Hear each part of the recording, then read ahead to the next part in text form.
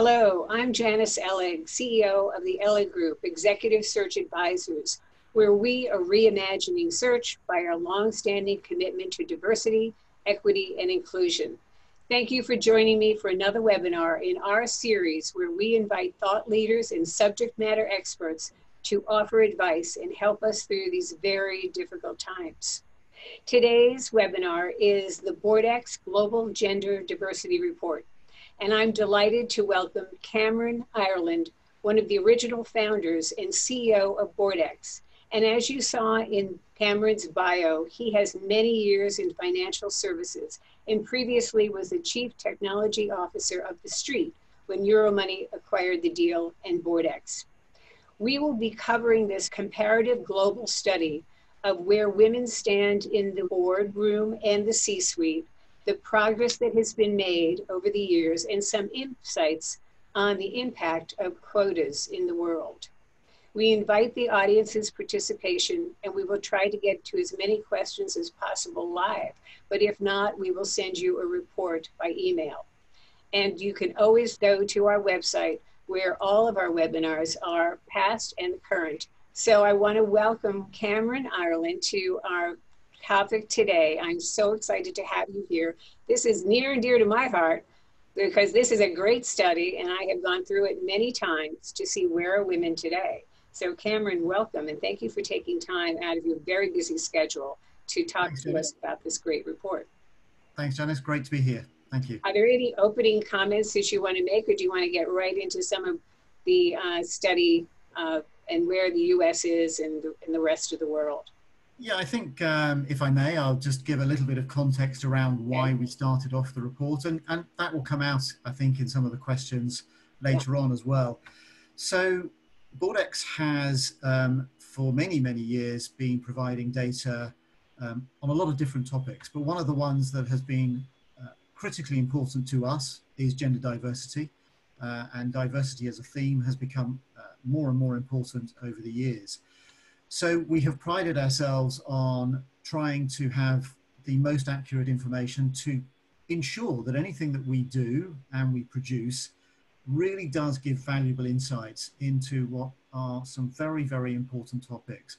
And that is what this report is all about. It's taking 26 different countries. It is analysing them really very closely and saying, what has happened over the last 5 years? How have they improved or how have they not improved? And while we don't and cannot make judgment calls onto the cause necessarily of the improvement or not for these countries, what we can do is offer up some insights as to further research and what could be done and what could be focused on. So let's take a look at where the U.S. is, because you've looked at that over the years, right? And that's right. I always think the U.S. should be number one, but we haven't been number one. In fact, when I look back to 2014, we were at a higher level than where we are today. So could you give us that comparative view of where we were and where we are today? Yeah, of course. So I think it's really, really interesting. And as you say, Janice, you would think that there are certain countries that absolutely would be number one, US definitely being one of them. In the study that we carried out for the 2019 report, the US is in fact ranked 17th out of the 26 countries. The top 10 are predominantly European countries. But saying that, what has the US actually been doing? Well, since 2014, the US has actually improved their board level gender diversity from 19% to 27.2%. So this is all very much focused on the S&P 500, but I think that is a really good reflection on what's happening in the country itself. But as you mentioned, Janice, we do have data that goes back further than that. And one of the things that we did do for the US in particular was look at data from 2008 all the way through to the current day. And this is where I think it becomes really quite interesting, because in 2008, you had a diversity ratio of around 15%. So 15% of directors in the S&P 500 were women. It remained relatively flat for a number of years, but then did start to pick up in 2013, where demonstrable change could be seen to happen. Now, year on year, the US, and this is not the case for every country, year on year, the US has steadily improved its gender diversity. The biggest changes really have come in 2017, where there was a 3% increase to 2018, and then 2018 to 2019, a 2% increase. So it will be really interesting to see in 2020 study where the US has actually got to. So my view on this is the US, while yes, it is 17th, you're definitely making progress. Let's look at the US compared to the UK. Yeah. From 2008, right? That's right, yeah. From 2008 to 2019. Where's the progress been for the UK versus the US? So some very interesting results there, actually, Janice. Surprising, I must confess, and I've been dealing with this data for a long time. When we looked at the 2019 report, UK is currently 7th in the ranking tables against the US's 17th. But when you go back to 2008, the positions are reversed, in fact, and the US was higher. It had 15% of directors being women in 2008, while the UK only had 12%. So what happened? What was the trigger? Well, for the 2 years of 2008 to 2010, both countries remained relatively flat. But in 2010, the UK saw a very sharp increase. And that was very much timed with a couple of government-sponsored reviews that occurred. So between 2008 and 2019, the UK saw a 22% rise in its gender diversity ratio. Although, when you actually look at the overall rankings, it only improved by 1 position. So it generally showed that across the world, improvement of gender diversity was occurring. But what it does indicate is that the Davis review that was set up by the UK government to look at gender imbalance, kicked off in 2011, definitely had an impact. The successive Hampton review that started in 2016 took over, and that really shows that if you have strong government support, it clearly does make an impact. And I think that's probably one of the key messages for any country, that if you can get that government support, it can really help. Well, you had Helena Morrissey with 30% Club, you had Lord Davis, you had search firms, you had companies, really trying to put more women on their boards. So you actually went, I think the report said in 2008, UK had 10%, in 2019, you went to 34%. US had 15% in 2019, we went to 27.2%. So we're behind, but we were ahead. But you had those factors coming together to really push you ahead. Now you've sort of stabilized at that 34%. You haven't moved much since then, but you're still ahead, by 7 percentage points over us. So it's really made a difference. And I think maybe with California, that legislation there in the US, that's making a difference here. And other states are pushing for some legislation as well. So the legislative factor has made a difference with quotas. You haven't had quotas in the UK, you've had targets, you've had aspirational goals, and you've had this push from the government. So that has really made a difference. Let's switch a little bit to the C-suite and the stats from your study in terms of where's the US in the C-suite in terms of where women are versus other countries. I think we're a little bit better, aren't we?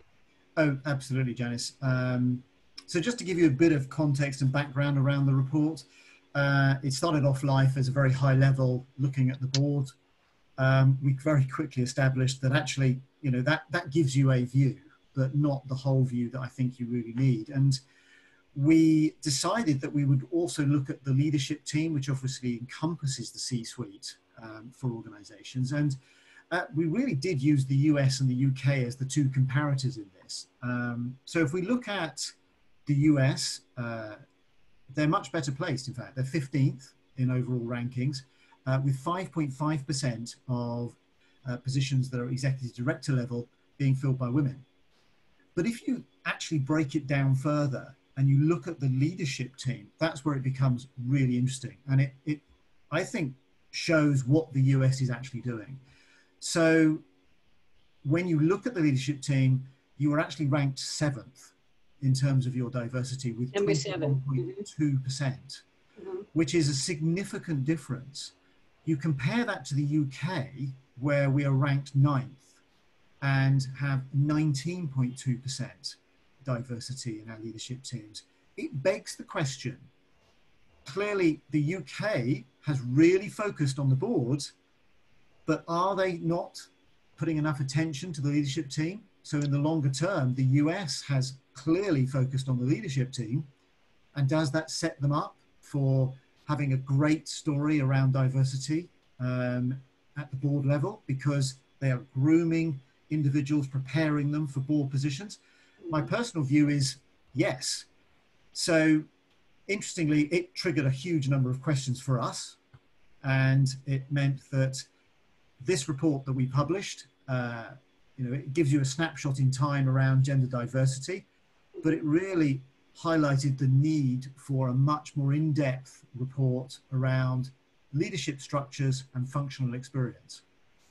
It's interesting because they did think with the quotas and more women on boards, I remember with Norway as well back in 2008, that with more women on boards, it would follow that there would be more women in the C-suite. And that has not been the case, right? And that's what your reports are saying. And so really we need to see, and I guess you're going to do more studies with this in terms of, is that now going to accelerate at all? But it hasn't been the case to date. Well, it's an interesting point, actually, because as we started our research on this, we said, well, if you look at a typical breakdown of a leadership team and you look at their key functions, which are the roles that typically you will find the highest representation of women in? We found that human resources accounted for 60% of those roles, but they only accounted for 6% of leadership roles, which is another question in its own right. The next highest was legal. So legal accounts for 37% of women representation, but only 8% of leadership roles. So then you have to ask the question, where are the majority of roles? Well, not surprisingly, 44% of leadership positions are within general management, i.e. CEO, chair. But only 11% are filled by women. When you look at the next most common role, it's CFO, and 12% of positions are CFO positions. Interestingly, 18% are filled by women. So this is the initial studies that we have put together, but clearly it's showing that there is a critical need to say, don't confirm the belief that women should only be in HR roles or legal roles. Really push forward and branch out. And I think we have a great example just recently with the new CEO of Citi. I hope, and as we have seen in the news, that is going to trigger a change that many more investment banks will follow suit, or commercial banks. So hopefully that will be a trigger.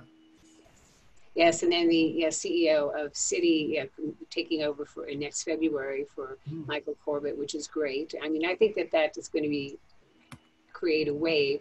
And then the CEO was just assigned to the XM Sirius Radio, a woman. So I think we're going to see more of this happening, and I'm really thrilled.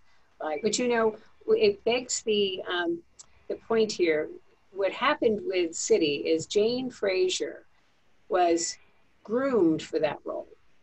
And Sandy Weil, when he came on to say he was thrilled that Mike appointed her, but he appointed the best person because she was really given assignments throughout Citi that made her appropriate and most suitable for that role.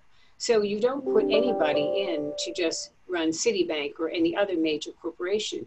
They really have to have the right assignments. And that happened with a number of other women like Tricia Griffith of Progressive Insurance, who was also groomed, and Eileen McDonald of Penn Mutual, and I can name, Corey Berry of Best Buy with Hubert Joly. So when a CEO really takes that time to groom that his or her successor, they must be given those assignments that Absolutely. will give them the opportunity to really lead. And as a shareholder, I want that to happen, and we all do. So I think it behooves every board to make sure that the CEO in place is doing that. And I think the city board did that, and other boards are doing that. And that's the right way to do it, isn't it, in terms of your success? Totally. And I think it touches upon a really, really good point, that you have to hire the right person for the role, but at the same time, you have to provide the opportunities for the right person to be able to develop their skills. And, it shouldn't matter of what gender you are, or any other element of diversity. It should come down to, have you been given those opportunities, and you are then qualified to take on that role. So I think it's an excellent point, Janice. Yeah, and it's a board responsibility, right, to make sure that that CEO is grooming his or her successors in the appropriate way, and that there's great diversity behind him or her to take over. So talk a little bit about where, in the survey that you've done, some of the industries where they've had the best and the worst performance in terms of having that diversity in terms of women in the boardroom. Yeah, so this is quite interesting, actually, and I was surprised. I'm looking at that page 18, and I'm seeing some industries that don't look so good.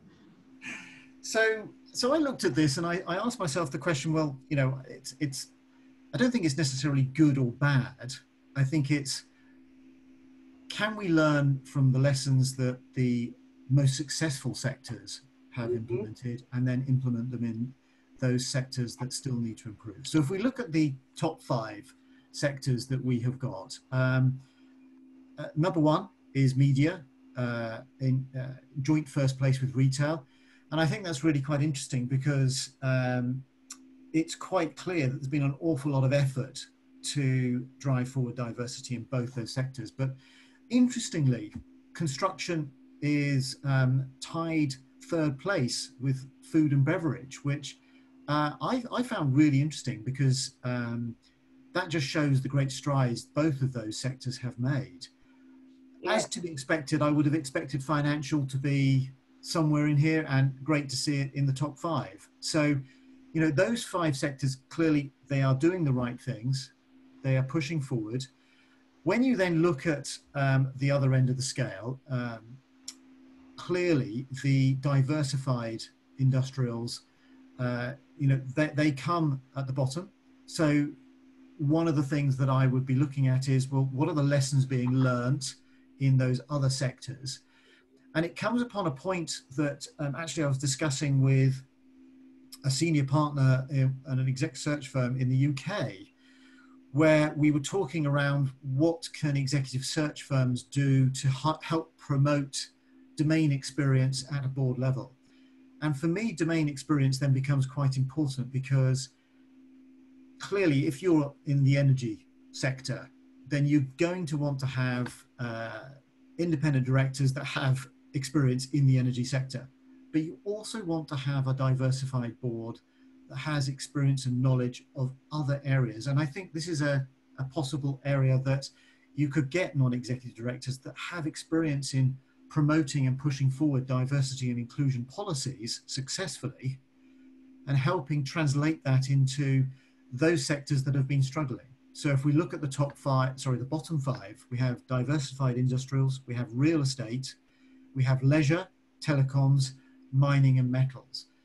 And I think it's a case in point to say, well, we can't opine why they're in the bottom 5, but what we can certainly say is, well, there's a reason that the top 5 are the top 5. What are the lessons learned in those areas, and can they be translated and transported to the bottom 5?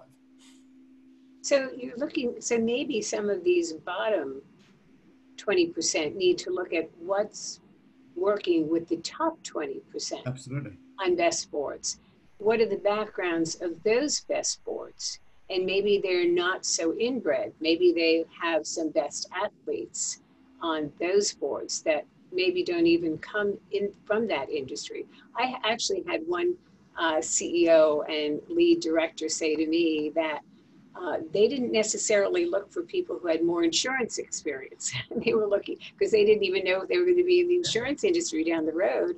They were looking for people who were truly highly strategic, had international experience, had maybe some technology or transformational experience, you know, that because they were going to go through a transformation. Yeah. And so maybe you need to look at some best boards out there. Absolutely. I mean, I think that if you translated that into the, say, the S&P 500, and you said, um, what could you do? I think it's almost a case of getting to a place where the top 50, the top 100 organizations that have really progressed diversity and inclusion, what are they doing? What are their policies? And I don't think this should necessarily be secret. I think it's what lessons have been learned and how can they then be adopted by all organizations. It's the only way to improve things. It's collaboration.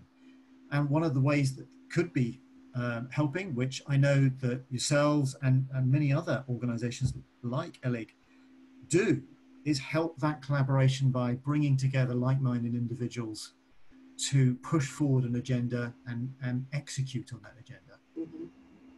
So what is on the agenda for BoardEx, Cameron? What are you looking to do to push for, you know, more reports, more analytics that will help companies think through, you know, greater diversity, greater progress for them in terms of where they can go next? Because you're always thinking about what will be greater insights for companies, Absolutely. right?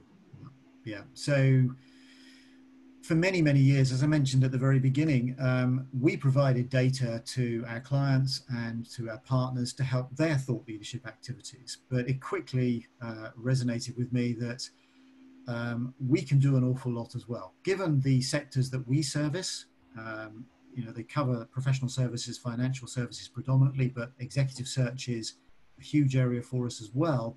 We have the ability to provide insight and data to all of our clients and our partners in those sectors that could really help change. And what are we doing? Well, the first thing that we are doing is taking the data that we have got, and we are producing more formalized reports like we have with the Global Gender Diversity Report, and really diving into particular areas. So we've started with gender diversity. We are going into a lot more depth around sectors. We're going to a lot more depth around functional diversity. But that's not where it ends. Diversity is not just about gender. It covers, as we know, a lot of different areas.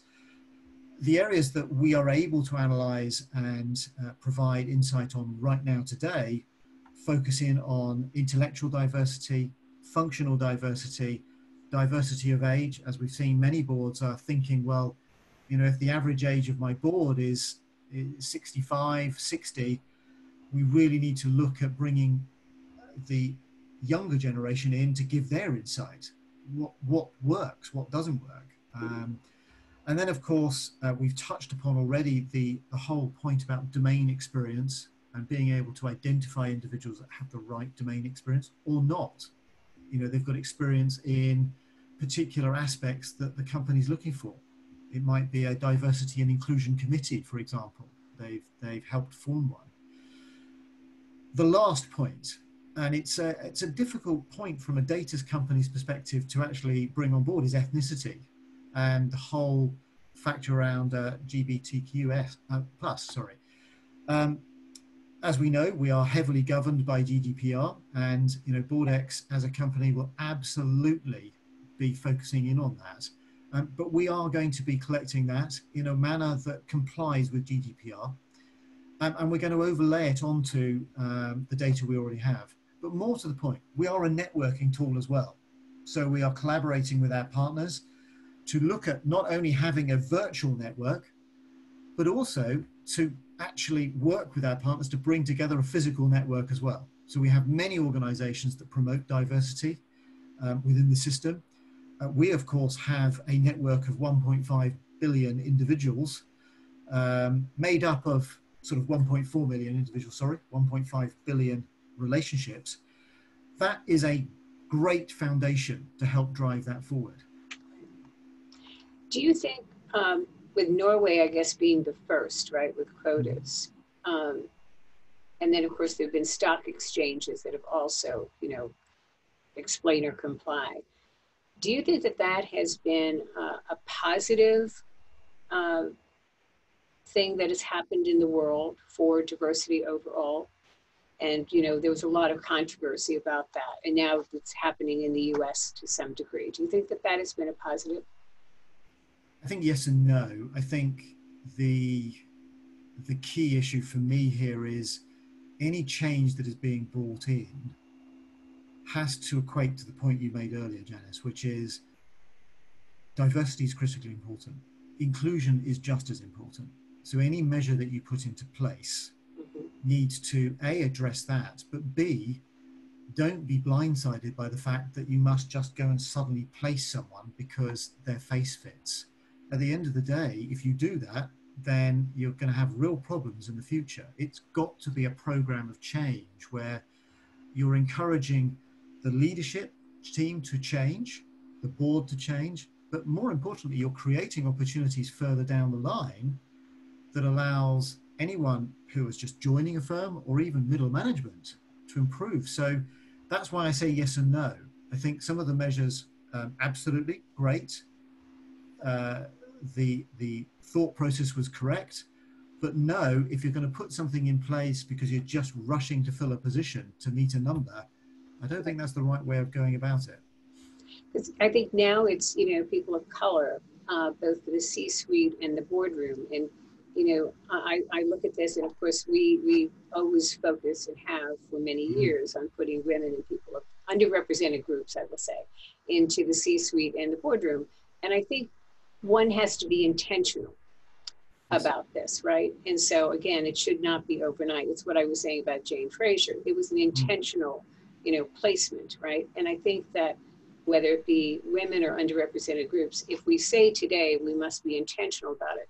But again, it is a pipeline. You have to bring people in at a certain level, and you have to train them. You have to mentor them. They can't be the only person, right, at that level. They have to know that there are others, you know, that are like them. You've got to give them the training. They have to know that they can succeed. And you've got to, you know, whether it be a woman or a person of color, you know, you got to move up the ladder and make it. And I think that all of this has to be, again, focused and intentional. I think companies are trying to do this, but I agree with you. It can't be overnight, but it also shouldn't be in 50 years. You know? No, exactly. And I just very briefly, you know, I look at, you know, our parent company, Euromoney, and the actions that are being taken up there. And you can see that the right steps are being taken. You know, there's a diversity inclusion committee at the highest level, but also there's the encouragement to have it not just at the top level, but to bring in lots of different members of staff around the organization to get a fair view. And then you can start to make policy decision. So those steps to me are really important. And I think that as long as companies are doing that, great, we shall start to see change. And it does come to education, that we need to have, you know, better education, training. And so it's very, you know, it's symptomatic. It's got to be basic too, in terms of many programs in our countries that we need to address. But I commend you for what you're measuring, because I think if you measure it, it gets done, you know. And so I think all of what you're doing at BoardEx is very important. I want to thank you for providing the reports for the Women's Forum of New York, which are a biennial program that where we honor companies at the Fortune 1000 and S&P 500 for having more women on their boards above the national average, which is now at 27.2%. We hope to do an in-person program in November 2021. Yep. We're going to do maybe a hybrid, but if we can do it in person, we're going to do that. And you will be providing the statistics for us in terms of what that national average is. So I want to thank you for doing that measurement for us, and that we will continue to measure where companies are. Any parting comments that you'd like to make, Cameron? Yeah, well, I think that, thank you, Janice. It's been a pleasure to partner with the Ellig Group on this over the years. And yes, you know, it's a passion of mine. I am determined that we will help in whichever way we can. And data is the way that we can help and help work with firms like yourself to drive change forward. Thank you. Well, we want to move the needle for everybody forward in the right and intentional and focused way. So Cameron, thank you for working with us on that. Thank you to our audience for joining us today on our topic, the BoardEx Global Gender Diversity Report. I encourage you all to read it. It's a fabulous report with much information in it and very helpful. Cameron, Ireland, thank you so much today for joining us, and thank you to our audience. Stay well, stay safe.